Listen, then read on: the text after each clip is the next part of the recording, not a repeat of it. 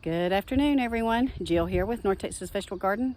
Canning recipes, a little bit of everything. Step number 2 for getting ready for our high tunnel number 2.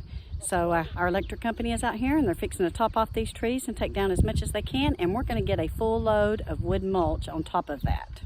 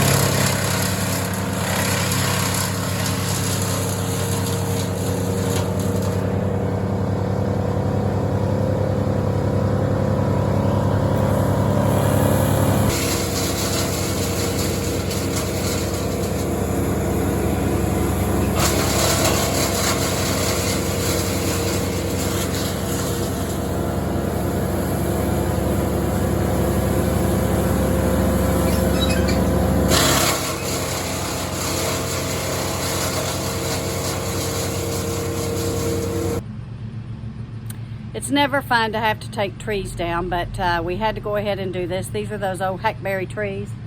They took down the tops, and you can see we have those power lines up there. My husband will be able to take down the rest now without any fear of hitting any kind of electrical power lines. But anyway, they're on their way to dump all of that wood mulch on our back acre, which we will use as well.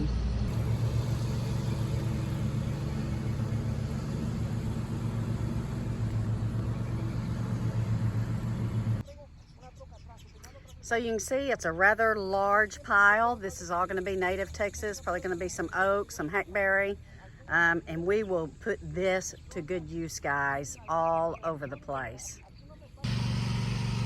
So the next step is tomorrow we have a very large load of compost coming in that we're going to mix in with our sand and our existing black gumbo soil. So stay tuned for that next video. The poles go up in a couple of days, guys.